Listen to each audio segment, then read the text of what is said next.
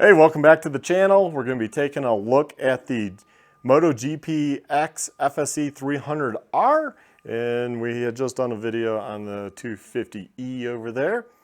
In fact, this is probably my favorite four-stroke Moto GPX bike that they make. I love it much more than the 450. We sold the 450, so we don't have that one to rent anymore. But if you're interested, you can rent this bad boy out. It's a great dual sport, has low end torque. It does all the single track well, ATV trails, the roadway for transitions, dirt roads. It does great. I really like this bike. On this bike, we have set up the highway dirt bike handguards with the fold out mirrors on both sides. Edition. So it's a little bit more dual sporty if you want, because of the mirrors, makes it easier. We got the Tusk shifter on here, which kind of extends this out. The factory one, unfortunately, was like here, no one's foot. I have small feet. With riding boots, there's no way. Even with just shoes, there was like no way. So that was one downside to this bike, but we fixed it. It comes with billet foot pegs for the cost of the bike versus like the 250Es, just the cast stuff.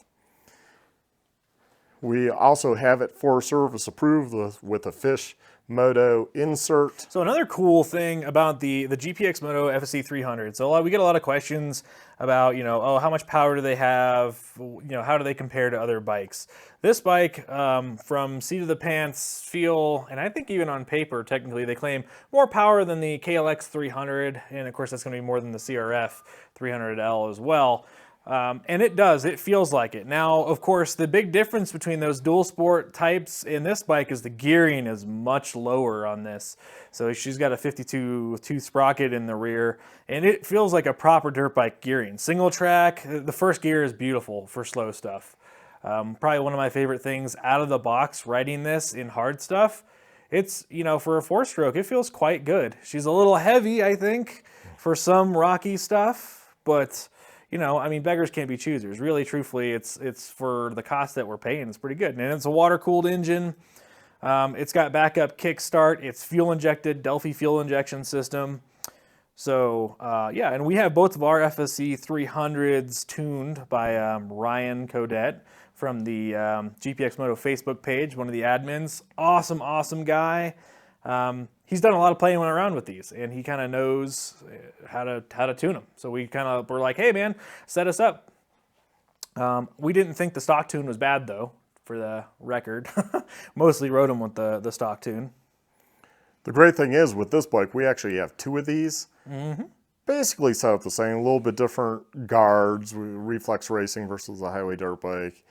The shifter on the other one, I think that's... I think, because what brand did you put on this one, Tusk? Tusk. Here, let me go look. Yeah, so on the other 300R we have a Tusk shifter, so that's matching. And, you and a buddy come out here to Colorado, you can fly in and have a couple of great bikes to ride and ride around and go exploring. Or maybe you just want to try the GPX brand, but check them out. I think they're well worth it. It has an LED headlight made by KTM. It has a KTM part number stamped inside. Hashtag made in China. So, yep. KTM made in China. Yeah. But hey, everything is nowadays. And these have been really great bikes. And we've had no issues because we don't want to rent out something that does have issues. That would be a pain in the butt for us because, we're not in the business to fix a lot of parts and deal with damage and all that good stuff. Things falling apart or comping rides, that'd be a pain. So, and I won't say which one, but one of our 300s may have ended up in the water at some point because of some dummy that decided to do a over flooded water crossing. And it, the motor survived. We cleaned it out, of course, drained it, flushed it, whatever else. And they're robust. I'm actually quite impressed how much abuse that these have taken. The 300s get rented more than any of our other bikes. We even had military guys that thrashed them all throughout Rampart. We had even other people telling us, hey, we saw your bikes out there. Those guys were riding like crazy. So, yeah, come and try it out. We also kind of guarantee our rides. If you have any problems, we'll work out something with you. How much are we running this one for right now? Prices can fluctuate based on season, but just trying to give you guys an idea. I think 140, 145 is what I got them listed for right now. So the more days that you rent, that's the other thing too, is like $145 is going to be for 1 day rental. The more days you rent, the more discount you get. So kind of do whatever you want to price, well, Whatever works for you. yeah, whatever works for you, I guess. You know, it's like whatever price you want to pay kind of thing. And there's different insurance levels, and that's all through RiderShare. We don't control that, so they have like a lot more expensive if you just want everything 100% covered or less, that you're willing to take more liability for. And a new thing for RiderShare, actually, we haven't really talked about much, is that you can use your own motorcycle insurance on your personal insurance, I guess I'll say, to cover your rentals. So if your policy will cover rental vehicles, then you can also cover our bikes. That means through RiderShare, when you connect your insurance, you don't have to pay a substantial deposit. I think there's still a small deposit that you have to do, but I think before they were doing like $2,000 holds on people's cards for selecting the lowest option. Thing of the past. So that's a really cool thing that they've added. That means that, you know, hey, you know, you can take it on your own insurance. We're still going to be going through RiderShare stuff, and then you can go ride, spend less money. So there we have it.